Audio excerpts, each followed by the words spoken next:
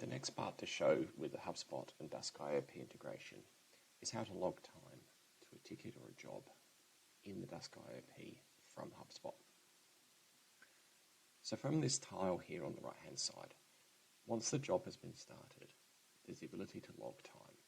So what we can do is click on the log time button. It automatically brings up the job name and who it's associated to. We click this small icon here on the right. We can choose the date and also the time. Let's choose 11:23 AM. In here we can choose the staff member.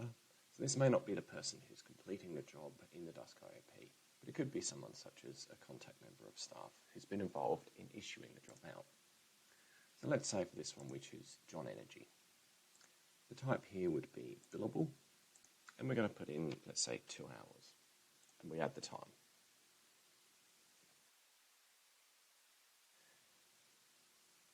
Then what we can do is jump over to the Dusk IOP. So we've already got our job that we had a look at earlier.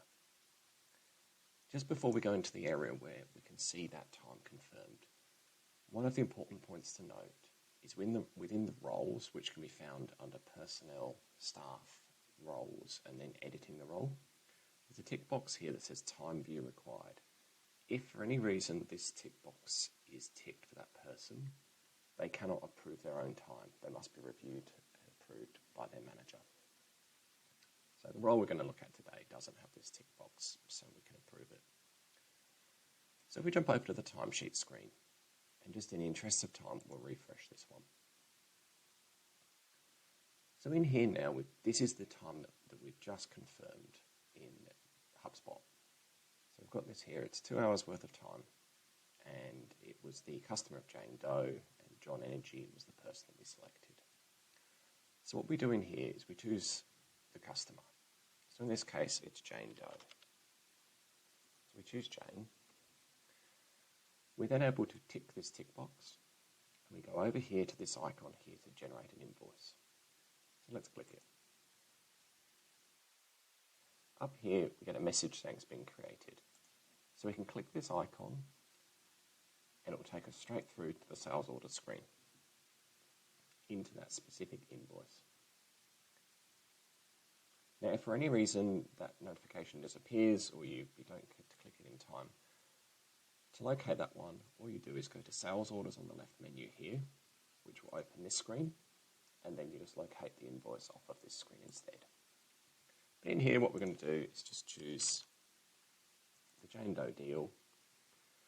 We've got the item here, which is a time log. We've got all the information that's come through.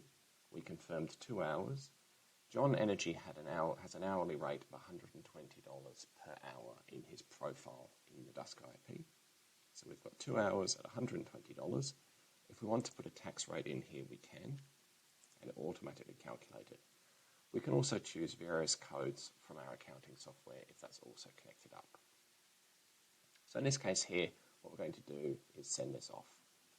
And in here, we can see where it's going to go. So if we want to send this directly, we can, or we can send it straight through in accounting software such as Xero or QuickBooks Online. So we'll just send this now.